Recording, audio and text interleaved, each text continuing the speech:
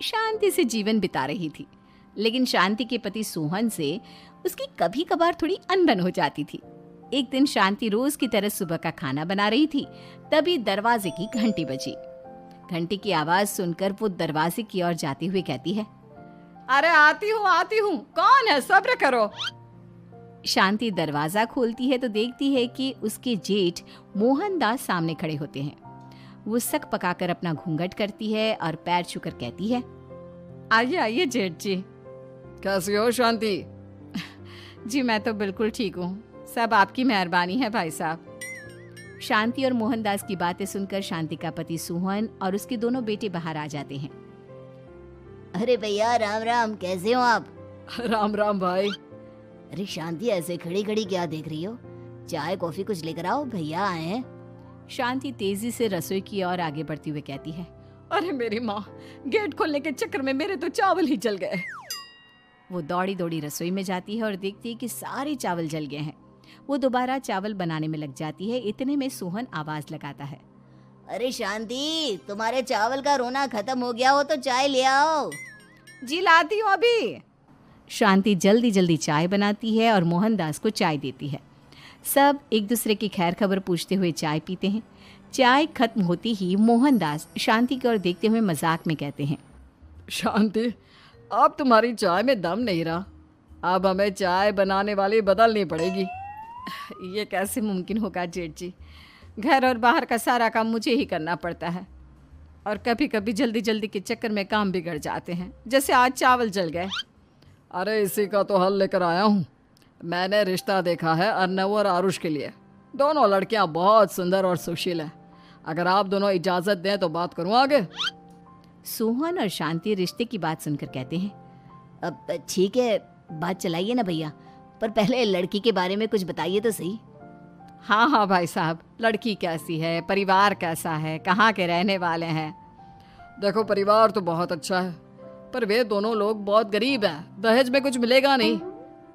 अरे हमें दहेज में कुछ चाहिए भी नहीं, बस लड़की संस्कारी होनी चाहिए।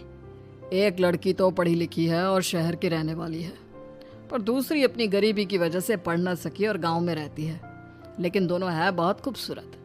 अगर तुम सबको देखते ही पसंद ना आ जाए तो मेरा नाम बदल देना। हाँ, पर तो हम आंखें मूंद कर भरोसा कर सकते हैं भैया। आप आगे बात चलाइए, हम शादी करने को तैयार हैं। कुछ ही दिन में अर्नव और आरुष की शादी हो जाती है। आरुष की शादी अनपढ़ लड़की मंजरी से हो जाती है, जो कि बहुत भोली भी होती है, और अर्नव की शादी पढ़ी लिखी लड़की तनुजा से हो जाती है, जो कि घमंडी और चालू होती है। एक दिन मंजरी घर के काम कर रही थी कि अचानक शांति उसे आवाज लगाती है, बड़ी बहू, ओ बड़ी बहू, मंजरी जल्दी यहाँ आओ। मंजरी जल्दी जल्दी शांति के पास जाती है। बेटा मेरे पैर दबा दे, बहुत दर्द हो रहा है। जी माँ जी, बस बर्तन धोकर आती हूँ। अरे बैठ यहाँ, मेरे पैर में बहुत तेज दर्द हो रहा है, बर्तन छोटी बहू धो लेगी। मंजरी शांति के पैर दबाने लगती है तो शांति तनुजा को आवाज लगाती है, छोटी बहू, ओ छोटी बहू। तनुजा थोड़ी देर से आराम से चलकर आती है। जी माँ जी, आपने बुलाया मुझे? आपको कोई काम था क्या? तू कुछ काम कर रही है या? शांति की बात काटते हुए तनुजा बोलती है, कुछ नहीं माँ, फोन पर अपने घर पर बात कर रही थी। अरे बाद में बात करियो अपने घर वालों से, पहले जाके बर्तन धो ले। तनुजा मुंह बनाते हुए अपनी जिठानी की ओर देखती है और मन ही मन कहती है, ये महारानी वहां बैठी है, ये नहीं कि बर्तन धो ले। मैंने इतनी पढ़ाई बर्तन धोने के लिए की थी क्या? तनुजा दांत पीसकर वहां से चली जाती है। अगले दिन सब दफ्तर चले जाते हैं, तभी डाकिया चिट्ठी लाता है। शांति चिट्ठी लेकर मंजरी से कहती है, बड़ी बहू, जरा छोटी बहू को बुलाना, एक चिट्ठी आई है। मेरी तो आंखें कमजोर है तो मुझसे पढ़ा नहीं जाएगा। मंजरी तनुजा के पास जाकर कहती है, तनुजा, तुम्हें माँ जी बुला रही हैं। मुझ पर हुक्म मत चलाओ, काम बताओ काम। अरे मैंने तुम पर कहाँ हुक्म चलाया, और हुक्म चला भी दूंगी तो क्या हुआ, तुम तो मेरी छोटी बहन की तरह हो ना। तुम जैसी अनपढ़, जाहिल और गांव की गवार मेरी बहन नहीं हो सकती। बेचारी मंजरी तनुजा की बात सुनकर अपना सा मुंह लेकर रह गई। कोई चिट्ठी आई है, माँ जी तुमसे पढ़वाना चाहती है, बस इसलिए बुला रही हैं।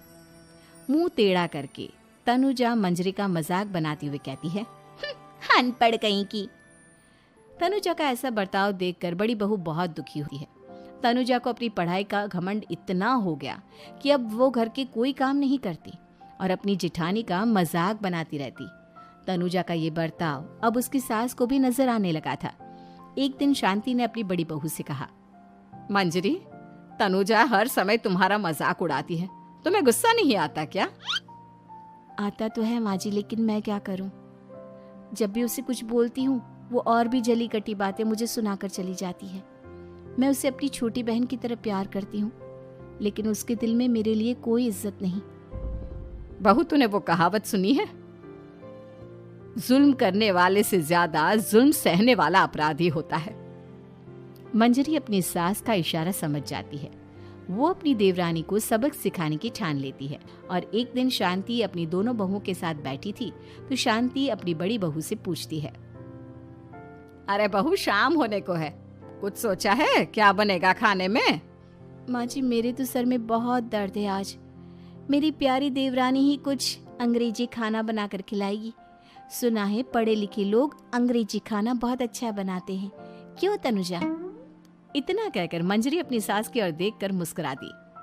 तनुजा अपनी तारीफ सुनकर बहुत खुश हो गई। इतने में शांति कहती है, ये तो सच बात है छोटी बहू, ये तो मैंने भी सुना है। हम भी पक गए हैं बड़ी बहू के हाथ का खाना खा खा कर। तनुजा, तुम्हारी माँ भी तो तुम्हारे खाने की बहुत तारीफ करती हैं। आज हमें